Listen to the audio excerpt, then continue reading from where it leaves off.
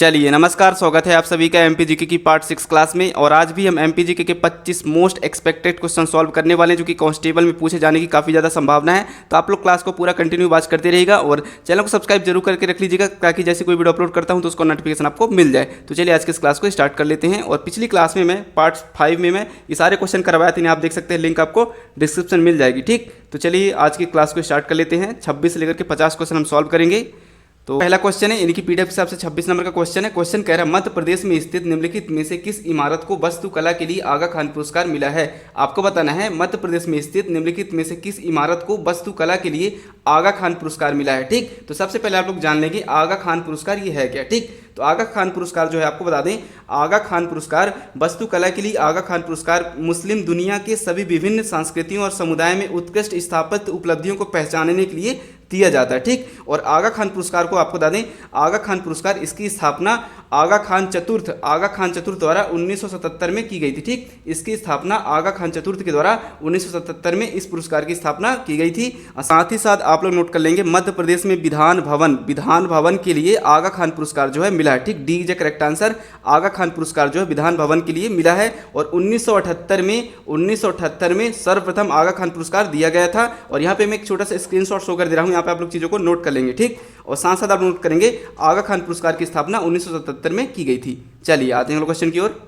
Question कह रहा है निम्नलिखित में से कौन सा खनिज मध्य प्रदेश में मालंज खंड खदान से जुड़ा है। आपको बताना है मालंज खंड खदान से कौन सा खनिज जो है जुड़ा है। ठीक, तो तांबा जो है आपका मालंज खंड खदान से जुड़ा है और मालंज खंड खदान जो आपका बालाघाट जिले में स्थित है। ठीक, बालाघाट जिले में आपका मालंज खंड खदान जो है स्थित है। ठीक, और मालंज खंड खदान जो है आपका तांबा से संबंधित है, तांबा से जुड़ा हुआ है। ठीक, और इस खदान की स्थापना आप लोग नोट करेंगे, और इस खदान की स्थापना 1982 में की गई थी। ठीक, 1982 में मालंज खंड खदान की स्थापना की गई थी, इसे आप नोट करेंगे। चलिए आते हैं क्वेश्चन की ओर। चलिए अगला क्वेश्चन कह रहे हैं निम्न में से कौन मध्य प्रदेश पंचायती राज एवं ग्राम स्वराज अधिनियम 1993 के तहत ग्राम पंचायत का कार्य नहीं है। आपको बताना है अधिनियम 1993 के तहत ग्राम पंचायत का कौन सा कार्य नहीं है। ठीक, सबसे पहले अपन देखते हैं बाजारों और मेलों की स्थापना, प्रबंधन और विनियमन, ये सही है। ठीक, यह ग्राम पंचायत का कार्य है, ये सही है क्वेश्चन के हिसाब से। और दूसरा कह रहा है ग्राम सभा द्वारा गठित समितियों की गतिविधियों का समन्वय, मूल्यांकन और निगरानी करना, यह भी सही है। लेकिन आप लोग नोट करेंगे गांव में सड़कों का निर्माण करना यह ग्राम पंचायत का कार्य नहीं है। ठीक, क्वेश्चन के हिसाब से सी इज करेक्ट आंसर। और फोर्थ आप लोग देख लेंगे ऐसी योजनाओं के लिए स्थानीय योजनाओं के संसाधनों और व्यय पर नियंत्रण रखना, यह ग्राम पंचायत का कार्य है। तो इनमें से ग्राम पंचायत का कार्य जो नहीं है यह है गाँव में सड़कों का निर्माण करना, यह ग्राम पंचायत का कार्य नहीं है। ठीक, चलिए आते हैं क्वेश्चन की ओर। चलिए अगला क्वेश्चन कह रहा है निम्नलिखित में से किस प्रसिद्ध सरोद वादक का जन्म ग्वालियर में हुआ था। तो अजमद अली खान जो कि सरोद वादक है, इनका जन्म ग्वालियर में हुआ था, इसे आप नोट करेंगे। अजमद अली खान का जन्म ग्वालियर में हुआ था। साथ साथ आप नोट करेंगे वह अपने स्पष्ट व तीव्र इकहरा तान के लिए जाने जाते हैं। ठीक, और 2001 में आप लोग नोट कर लीजिएगा, 2001 में अमजद अली खान को 2001 में अमजद अली खान को आप लोग नोट करेंगे सर्वोच्च नागरिक सम्मान पद्म विभूषण से सम्मानित किया गया है। ठीक, इसे आप नोट करेंगे, सर्वोच्च नागरिक सम्मान पद्म विभूषण से सम्मानित किया गया है अजमद अली खान को 2001 में। ठीक, जो कि एक सरोद वादक हैं। चलिए आते हैं क्वेश्चन की ओर। अगला क्वेश्चन कह रहा है ओरछा के चतुर्भुज मंदिर का निर्माण किसने करवाया था। आपको बताना है ओरछा के चतुर्भुज मंदिर का निर्माण किसने करवाया था। तो सबसे पहले आप लोग जानेंगे ओरछा कहाँ स्थित है। ओरछा आपको बता दें पहले टीकमगढ़ जिले में आता था, लेकिन अब निवाड़ी जिले में आने लगा। ठीक, निवाड़ी जिले के अंतर्गत ओरछा आपका आता है और ओरछा बेतवा नदी के तट पर स्थित है। ठीक, बेतवा नदी के तट पर ओरछा जो है स्थित है। और ओरछा का जो चतुर्भुज मंदिर है जो कि भगवान विष्णु को समर्पित है। ठीक, भगवान विष्णु को ओरछा का चतुर्भुज मंदिर समर्पित है और ये बुंदेला राजपूत द्वारा बनवाया गया था। ठीक, बुंदेला राजपूत द्वारा ओरछा का चतुर्भुज मंदिर बनवाया गया था जो कि भगवान विष्णु को समर्पित है। चलिए आते हैं क्वेश्चन की ओर। अगला क्वेश्चन कह रहा है मध्य प्रदेश में देवरी घड़ियाल रियरिंग केंद्र कहाँ स्थित है। आपको बताना है मध्य प्रदेश में देवरी घड़ियाल रियरिंग केंद्र कहाँ स्थित है। जो देवरी घड़ियाल रियरिंग केंद्र है ये आपको बता दें राष्ट्रीय चंबल अभ्यारण्य में स्थित है, राष्ट्रीय चंबल अभ्यारण्य में स्थित है। बी इज करेक्ट आंसर, इसे आप नोट करेंगे। इसे 2020 में इको सेंसिटिव जोन के रूप में घोषित किया गया था। आप लोग नोट करेंगे राष्ट्रीय चंबल अभ्यारण्य को 2020 में, ठीक 2020 में आप लोग नोट करेंगे 2020 में इको सेंसिटिव जोन के रूप में घोषित किया गया था और यह मध्य प्रदेश, उत्तर प्रदेश और राजस्थान का जंक्शन पर स्थित है। चलिए आते हैं क्वेश्चन की ओर। अगला क्वेश्चन कह रहा है मध्य प्रदेश का राजकीय वृक्ष कौन सा है। आपको बताना है मध्य प्रदेश का राजकीय वृक्ष कौन सा है। तो हमारे मध्य प्रदेश का राजकीय वृक्ष बरगद है, ठीक, जो कि हमारे देश का राष्ट्रीय वृक्ष भी बरगद है। इसे आप नोट करेंगे, हमारे देश का राष्ट्रीय वृक्ष बरगद है और हमारे मध्य प्रदेश का राजकीय वृक्ष बरगद है, ठीक। चलिए आते हैं क्वेश्चन की ओर। चलिए अगला क्वेश्चन कह रहा है इन मुख्यमंत्रियों में से किसने दूसरे कार्यकाल में सेवा प्रदान नहीं की। आपको बताना है इन मुख्यमंत्रियों में से किसने दूसरे कार्यकाल में सेवा प्रदान नहीं की। तो सबसे पहले देखते हैं भगवंत राव मंडलोई, ये हमारे मध्य प्रदेश के 2 बार मुख्यमंत्री रह चुके हैं। अगर आप डेट देखना चाहें तो ये 1957 से लेकर के 1957 में कुछ ही महीनों तक रहे, ठीक। फिर एक बार 1962 से 1963 के बीच रहे, ठीक। 1962 से 1963 के बीच ये रहे, ठीक। और लाल पटवा की बात करें तो ये भी हमारे मध्य प्रदेश के 2 बार मुख्यमंत्री रह चुके हैं। 1990 से लेकर के 1992 तक रहे और आप लोग नोट करेंगे 1980 से लेकर के 1980 तक रहे कुछ महीनों के लिए, ठीक। तो इन्होंने भी 2 बार सेवाएं प्रदान की। हालांकि डेट नहीं पूछी जाती है, आप लोग इतना याद रखिएगा कि भगवत राव मंडलोई और सुंदरलाल पटवा और अर्जुन सिंह, ठीक, अर्जुन सिंह भी ये हमारे मध्य प्रदेश के 2 बार मुख्यमंत्री रह चुके हैं। लेकिन उमा भारती, सो कि यहाँ टाइप हो गया यहाँ पे, उमा भारती जो हैं हमारी उमा भारती हमारे मध्य प्रदेश की सिर्फ एक बार ही हमारे मध्य प्रदेश की मुख्यमंत्री रह चुकी हैं, ठीक। तो इसका राइट आंसर आपका उमा भारती, ठीक। चलिए आते हैं क्वेश्चन की ओर। चलिए अगला क्वेश्चन कह रहा है जामनी नदी का उद्गम स्थल कौन सा है। आपको बताना है जामनी नदी का उद्गम स्थल कौन सा है। तो जामनी नदी सागर जिले से निकलती है, जामनी नदी सागर जिले से निकलती है और बेतवा की प्रमुख सहायक नदी है, ठीक। जामनी नदी बेतवा की प्रमुख सहायक नदी है और बेतवा और जामनी का संगम जो है वो ओरछा में होता है, ठीक। ओरछा में बेतवा और जामनी का संगम है, ठीक। बेतवा और जामनी का संगम ऐतिहासिक नगर ओरछा में है और ओरछा आपका निवाड़ी जिले के अंतर्गत आता है, ठीक। चलिए आते हैं क्वेश्चन की ओर। अगला क्वेश्चन कह रहा है मध्य प्रदेश चिकित्सा परिषद की स्थापना किस वर्ष की गई थी। आपको बताना है मध्य प्रदेश चिकित्सा परिषद की स्थापना किस वर्ष की गई थी। तो मध्य प्रदेश चिकित्सा परिषद की स्थापना जो है आपको बता दें 1996 में की गई थी, ठीक। मध्य प्रदेश चिकित्सा परिषद की स्थापना 1996 में की गई थी, इसे आप नोट कर लेंगे। मध्य प्रदेश चिकित्सा परिषद मेडिकल काउंसिलिंग भोपाल की स्थापना 1996 में की गई और मध्य प्रदेश चिकित्सा परिषद मध्य प्रदेश आयुर्विज्ञान परिषद अधिनियम 1987 के तहत गठित की गई, ठीक। 1987 के तहत गठित की गई थी, ठीक। चलिए आते हैं क्वेश्चन की ओर।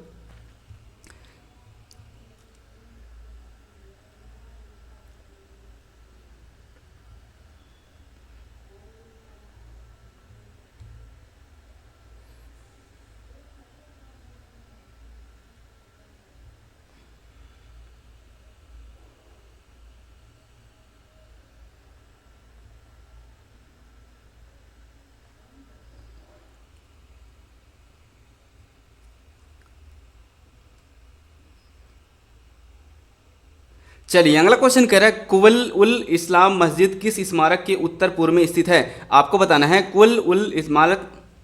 चलिए आते हैं अगला क्वेश्चन की ओर। अगला क्वेश्चन कह रहा है कुल उल इस्मा चलिए आते हैं अगला क्वेश्चन की ओर। अगला क्वेश्चन कह रहा है कुल उल इस चलिए आते हैं अगला क्वेश्चन की ओर। अगला क्वेश्चन कह रहा है कुल वल उल इस्लाम मस्जिद किस स्मारक के उत्तर पूर्व में स्थित है। आपको बताना है यह जो मस्जिद है कुल उल इस्लाम मस्जिद किस स्मारक के उत्तर पूर्व में स्थित है। तो आपको बता दें जो ये कुल उल इस्लाम मस्जिद है ये आपको बता दें कुतुब मीनार के उत्तर पूर्व में स्थित है, ठीक।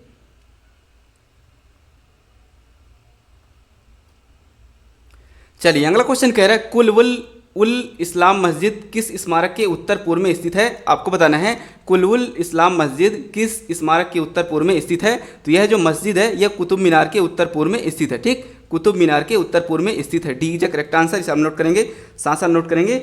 कुल उल इस्लाम मस्जिद माललुक वंश के संस्थापक कुतुब उल दीन ऐबक ने बनवाया था, ठीक। कुतुब उद दीन ऐबक ने इसे मस्जिद को बनवाया था, ठीक। चलिए आते हैं क्वेश्चन की ओर। अगला क्वेश्चन कह रहा है अशरफी महल प्रारंभ में निम्नलिखित में से किसके द्वारा बनवाया गया था। आपको बताना है अशरफी महल जो कि मांडू में स्थित है यह प्रारंभ में निम्नलिखित में से किसके द्वारा बनवाया गया था। तो अशरफी महल आपको बता दें होशंग शाह के द्वारा बनवाया गया था, P is correct answer. Ashrafi महल हो गया आपका, खरबूजा महल हो गया आपका, ये सब आपको बता दें मांडू में स्थित हैं। चलिए आते हैं क्वेश्चन की ओर। अगला क्वेश्चन कह रहा है खरबूजा महल मध्य प्रदेश के किस जिले में स्थित है। तो अभी हमने देखा खरबूजा महल जो आपका धार में स्थित है, ठीक। खरबूजा महल धार में स्थित है, इसे आप नोट करेंगे और ये खरबूजे के आकार का है, ठीक। चलिए आते हैं क्वेश्चन की ओर। अगला क्वेश्चन कह रहा है मध्य प्रदेश जनजाति संग्रहालय कहाँ स्थित है। तो मध्य प्रदेश जनजाति संग्रहालय आपको बता दें भोपाल में स्थित है, ठीक। हमारे मध्य प्रदेश का जनजाति संग्रहालय भोपाल में स्थित है और इंदिरा गांधी राष्ट्रीय मानव संग्रहालय भोपाल में स्थित है, ठीक। चलिए आते हैं क्वेश्चन की ओर। अगला क्वेश्चन कह रहा है मध्य प्रदेश में खजुराहो स्मारक समूह में किस धर्म के मंदिर हैं। तो खजुराहो में आपको बता दें जैन एवं हिंदुओं की, ठीक, हिंदू और जैन यानी कि दोनों के धर्मों के मंदिर जो हैं खजुराहो में स्थित हैं। ठीक, सी इज ए करेक्ट आंसर। चलिए आते हैं क्वेश्चन की ओर। ये अगला क्वेश्चन कह रहा है मध्य प्रदेश का कौन सा जिला रतलाम, धार, इंदौर, आगर मालवा, देवास और शाजापुर के साथ सीमा साझा करता है? तो आपको बता दें जो आपका जिला उज्जैन है, चूंकि उज्जैन एक संभाग है। ठीक, उज्जैन संभाग जो है आपको बता दें रतलाम हो गया, धार हो गया, इंदौर, आगर मालवा, देवास और शाजापुर के साथ सीमा साझा करता है। ठीक, B is the correct answer. Hoshangabad भी एक संभाग है जिसका नया नाम हो गया है, आपको बता दें नर्मदापुरम। होशंगाबाद का नया नाम क्या है? नर्मदापुरम, जो कि एक संभाग है। ठीक, होशंगाबाद एक संभाग है और कटनी आपका एक जिला है।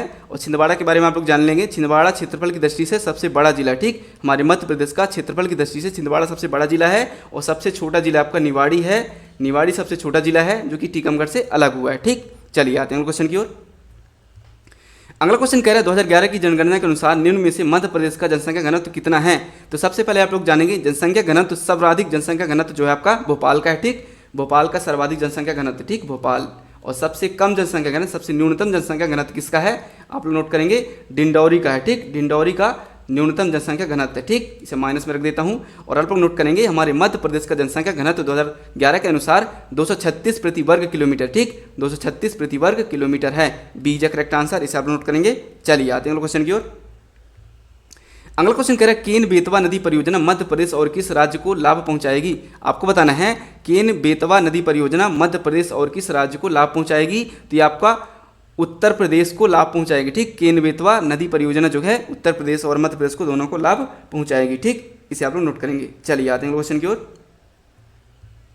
अगला क्वेश्चन कह रहा है मध्य प्रदेश के निम्नलिखित में से किस जिले का लिंगानुपात 2011 की जनगणना के अनुसार 1000 में से अधिक नहीं हुआ? ठीक, तो ये आपको बता दें सीहोर जिले का जो लिंगानुपात है ये 2011 की जनगणना के अनुसार पहले भी 1000 रहा और अभी भी 1000 है। ठीक, इसमें कोई चेंजेस नहीं आया। ठीक, B is the correct answer. और बालाघाट जिले का सर्वाधिक लिंगानुपात है और न्यूनतम लिंगानुपात भिंड जिले का। ठीक, भिंड जिले का सबसे कम लिंगानुपात भिंड जिले का, इसे माइनस में रख दो। और सर्वाधिक लिंगानुपात जो आपका बालाघाट जिले का। ठीक, वहीं पे देश में बात करें तो राज्यों में सर्वाधिक लिंगानुपात किसका है? आपको बता दें सर्वाधिक लिंगानुपात केरल का है। ठीक, केरला। और न्यूनतम लिंगानुपात किसका है? हरियाणा। ठीक, हरियाणा। सबसे कम लिंगानुपात हरियाणा अगर देश की बात करें तो। ठीक, चलिए आते हैं क्वेश्चन की ओर। क्वेश्चन कह रहा है प्रतिभूति पेपर मिल मध्य प्रदेश के निम्नलिखित में से किस शहर में स्थित है? तो प्रतिभूति पेपर मिल जो आपको बता दें होशंगाबाद शहर में स्थित है। ठीक, होशंगाबाद का नया नाम क्या है? नर्मदापुरम। नर्मदापुरम कई बार बता चुका, होशंगाबाद का नया नाम नर्मदापुरम है और यह नर्मदा नदी के किनारे स्थित है। और प्रतिभूति पेपर मिल जो है आपका होशंगाबाद में स्थित है। ठीक, इसे आप लोग नोट करेंगे। यह भारत सरकार की छपाई और टकसाल गतिविधियों के संचालन के लिए जिम्मेदार है, इसे भी आप लोग नोट करेंगे। चलिए आते हैं क्वेश्चन की ओर।